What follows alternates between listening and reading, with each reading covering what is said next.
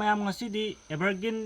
ꯅꯖꯔꯤ ꯃꯥꯂꯣꯝꯗꯒꯤ ꯂꯨꯄꯥ 150 ꯄꯤꯔ ꯂꯩꯈꯤꯕ ꯁꯦꯝ ꯄꯥꯟꯕꯤꯗꯣ ꯌꯥꯝ ꯁꯥꯡꯅ ꯁꯨꯝ ꯀꯥꯈꯤꯗꯧꯔꯦꯕ ꯑꯗꯨꯅ ꯏꯌꯔ ꯂꯦꯌꯔꯤꯡ ꯇꯧꯊꯣꯛꯇꯣꯏꯅꯦꯕ ꯍꯥꯏꯕꯗꯤ ꯃꯈꯥꯗꯒꯤ ꯐꯖꯅ ꯑꯃꯨꯛ ꯆꯣꯝꯍꯜꯂꯛꯅꯕ ꯑꯗꯨ ꯁꯤꯗꯩꯁꯤ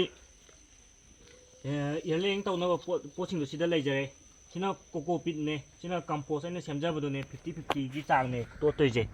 sigi aloe vera sina root hormone oina use tawdoine adu si oi hunjik si ngasi si September 13 neba adum September si year layering tawgera grafting tawgera adum yari ko habadi sumaina growth phajana laise sigi stage ta tawbana mu success oiba am helab year layering oigera grafting oigera sijo dum khajijik thokpa horabne aina maton kathakki sum wangna kaido adu yening phajana lakpa yening sumain yening laigi matam tawbana hena success oibasi am hele adum July August September je adum yabane ko adum yabudi chahi khuding adum kesu kaiba leite ado success rate to thuba tappa adu khetnabei wadane adum hunjik tawdoi je September ni ado sida tawdoi si sumaina round kakpiraga madak ki cover je lauthok toineba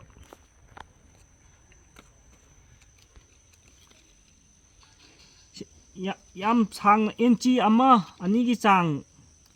lauthodi yare ahamda sumaina round ani kakpiraga madak ki cover je lauthok toineba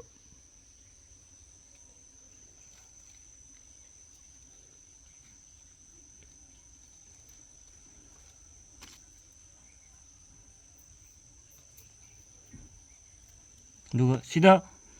cover lauthokpa sengdre si lauthokraganda nana lawba cambium layer ma yawbaneba yam paaba adoido khotok toineba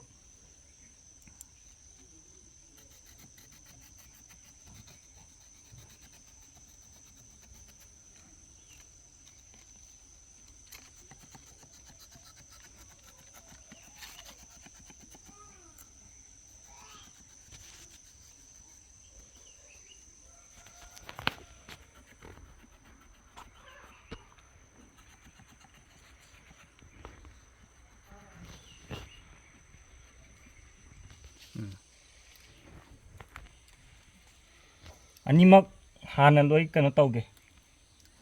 ready thamaga cherang kona punnan yonggi yanaba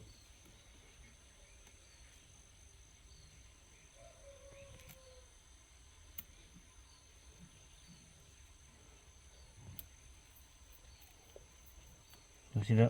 sangli tawraga sangli tawraga yawrije cambium layer pan chi khetok khikanda ngawrakaniba yam paabane si loi complete akoi baje punna loi khetok kadawn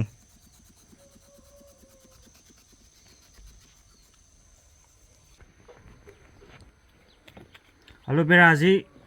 yam taidawdi natte kharadane taideje sina rooting agent oina use to by one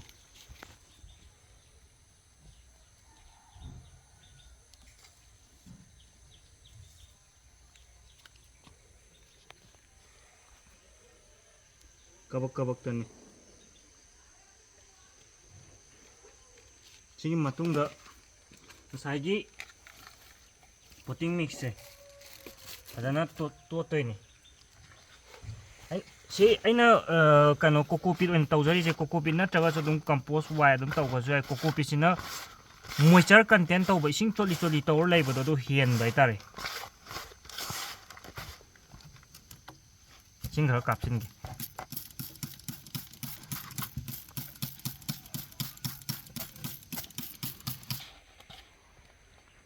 si matungda direct sida sumaina aina hana earring tawbadi napsin maneba adu cherang da halaga karo tawbadu na hena nungai be hele adu mai tawjarake mawongdu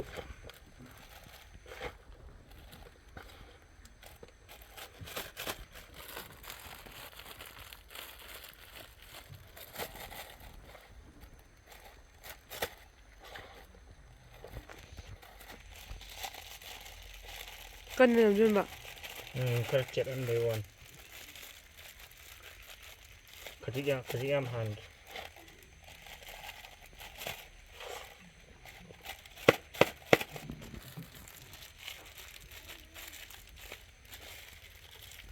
ꯑꯗꯨꯒ ꯁꯤ ꯀꯤꯁꯤꯟꯗꯣꯏꯅꯤ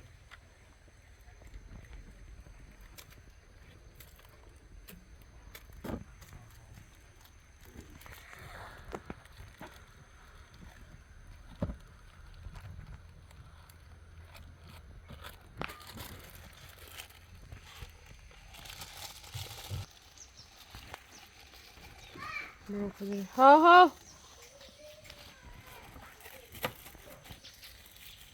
लाके लाके ꯍꯧꯖꯤꯛ ꯆꯦꯔꯪ ꯍꯥꯟꯕ ꯂꯣꯏꯔꯦ ꯁꯤ ꯃꯇꯨꯡꯗ ꯁꯨꯃꯥꯏꯅ ꯂꯦꯡꯈꯥꯏꯔꯒ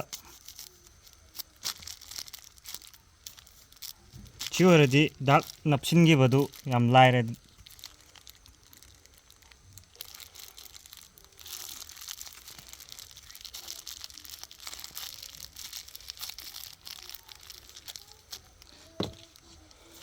sida chena kisilaktoyni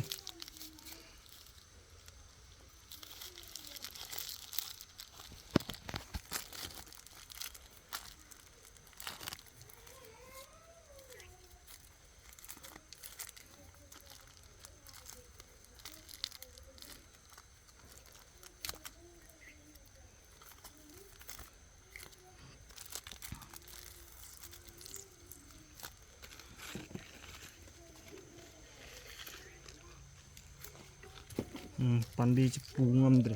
chilumba apian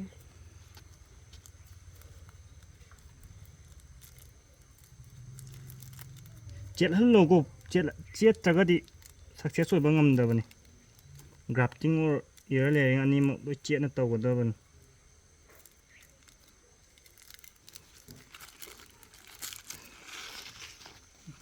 ondamo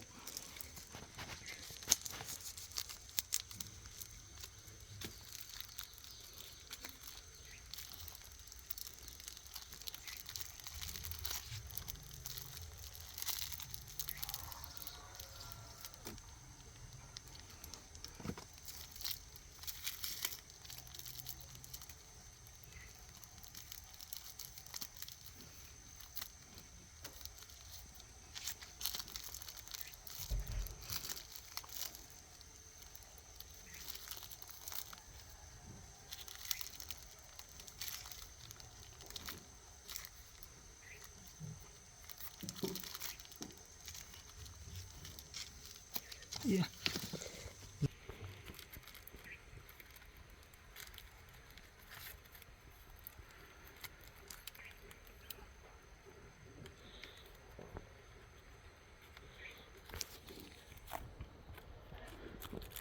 kada maga yet ki